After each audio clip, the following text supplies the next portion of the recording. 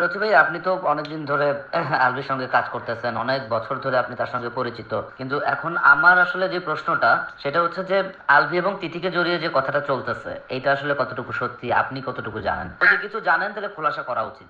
এই কথাটা কথাটা আসলে আলভির মুখ থেকে বলা উচিত না। আলভি না সংবাদ সম্মেলন করবে। আমি আসলে ভাই আলভির সংবাদ সম্মেলনের পরে বলবো কথা।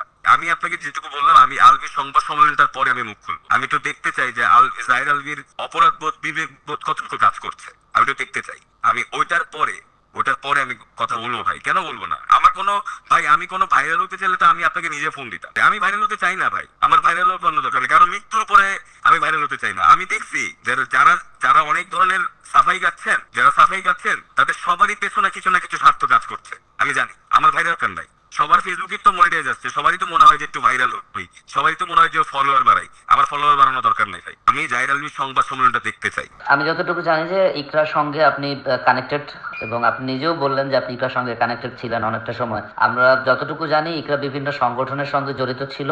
সে বিভিন্ন নারীদের, ডিপ্রেস নারীদেরকে মোটিভেট করার ট্রাই করতো, তাদেরকে সাহস যোগানোর ট্রাই করতো। সেই জায়গা থেকে আসলে কি এমন হলো বলে আপনার ধারণা যে এরকম একটা ডিসিশন নিতে হলো তাকে? আমার কাছে মনে হয়েছে যে হিট অফ দ্য মোমেন্টটা একটা সুষ্ঠু তদন্তের মাধ্যমে বের হওয়া উচিত। হিট অফ দ্য মোমেন্ট আমি কেন বারবার বলছি, এই যে যে আপনি নিজে ইকরার আইডেন্টিটিটা দিলেন যে ইকরা একজন আহ, মানে সংগঠক, সে দক্ষ সংগঠক, এবং ইকরার কমিউনিটিতে যারা আছে, ইকরার নিজের ফ্যান ফলোয়ার আছে, এবং ইকরা নিজে কয়েকটা অর্গানাইজিং গ্রুপে লিড করে। তো আপনারা নিজেরাই দেখতে পাচ্ছেন যে কি পরিমাণ মানুষ ওকে নিয়ে লিখছে। হ্যাঁ, তো এরকম একজন শক্ত মনের মানুষ কোন মোমেন্টে গেলে আত্মাহুতি দিতে পারে, এইটার একটা সুষ্ঠু তদন্ত আসলে আমার দরকার। এটার জন্য ওই মোমেন্টে যদি মানে ইকরার কোনো ভিডিও কল থাকে, জাহির আলভীর সাথে যদি কোনো ভিডিও কলিং এ কথা হয়ে থাকে, সবকিছু আসলে তদন্তে বের হয়ে আসা উচিত, ইচ এন্ড এভরিথিং। এই যে জাহির আলভী যে তার অ্যাসিস্ট্যান্ট অর্ক না কে জানি, তাকে যে ফোন দিয়ে বললো যে তোমার ভাবে পাগলামি করতেছে, সে মারা যাচ্ছে, এরকম আমি শুনছি আর কি। হ্যাঁ, যে অর্ক, আমি নিউজে শুনলাম। তাহলে জাহির আলভী বলে পোস্টে বললো, তার কিছুক্ষণ পরে যে ফেসবুক পোস্টে বললো যে সে কিছুই জানে না কেন এইটা চলে গেছে, তাহলে সে কিভাবে তার অ্যাসিস্ট্যান্টকে ফোন দিয়ে বললো যে তার ওয়াইফ পাগলামি করছে? এইটার এটা সুষ্ঠু তদন্ত দরকার। তিশা নামের একটা মেয়ে আইডি, ফেসবুক আইডি থেকে পোস্ট হয়েছিল ওনার স্ক্রিনশট, আপনি দেখেছেন কিনা? হ্যাঁ, দেখেছি, হ্যাঁ। এটা দেখে আপনার আসলে কি মনে হয়? সেই 2023 থেকে এই ঘটনা চলছে, এবং আপনি তো ওই পুরো পরিবারটার সঙ্গেই কানেক্টেড। তো সেই জায়গা থেকে ওই স্ক্রিনশটগুলো দেখার পরে আসলে আপনার কি মনে হচ্ছে?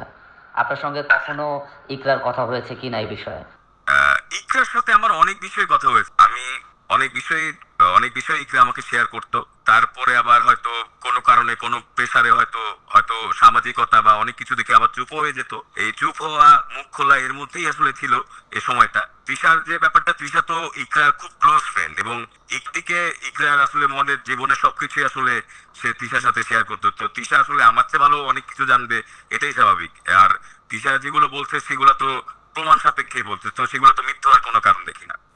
ওকে, বাট আমি আরেকটু আশা করবো রতি ভাই আপনার থেকে আরেকটু জানার জন্য যে আমি কাউকে কোনো ফোন কলও দেওয়া লাগবে না, আমি নিজে থেকে ফেসবুকে লিখ, কিন্তু আগে আমি জাহির আলভী সংবাদ সম্মেলনটা দেখতে চাই, বুঝছেন? আর কিছু না ভাই, আমি দেখতে চাই যে একটা মানুষের অপরাধ বোধ আর বিবেক বোধ কতটুকু কাজ করছে, সেটার উপরে না মানুষকে বিশ্লেষণ। সবাইকে তো আসলে নিজের নিজের সংশোধনের সময় দেওয়া উচিত, তাই না? এটা আমার আপনার সবাই উচিত। রতি ভাই, অনেকেই তো এখন আবার কেউ কেউ দেখলাম যে আলভির পক্ষ নিয়ে বলছে যে এগুলো এআই কনভারসেশন, এআই দিয়ে তৈরি করা। এটা আসলে আপনার মনে হয় কিনা? ওই যে যারা বলছি, যে আমি তো বললাম যে ভাই, এআই কনভারসেশন কি এআই কনভারসেশন না, এটা তো আসলে সবাই বুঝবে। আর এটা যদি তদন্ত শুরু হয়, তাহলে তো আসলে যে মানুষগুলো আজকে স্ক্রিনশট শেয়ার করছে, তারা তো নিজেরাও তখন মুখ খুলে বলতে পারবে। ধরেন কেউ যদি লাইভে গিয়ে নিজে মোবাইল স্ক্রল করে দেখা যায় যে এই যে দেখেন কিভাবে তাহলে এটা এআই জেনারেটেড হয়, তা তো হয়ে গেল, সমাধান হয়ে গেল, তাই না? তো এইগুলা তো খুব একটা কঠিন কিছু না, যে রকেট সায়েন্স না যেগুলো বের হবে না।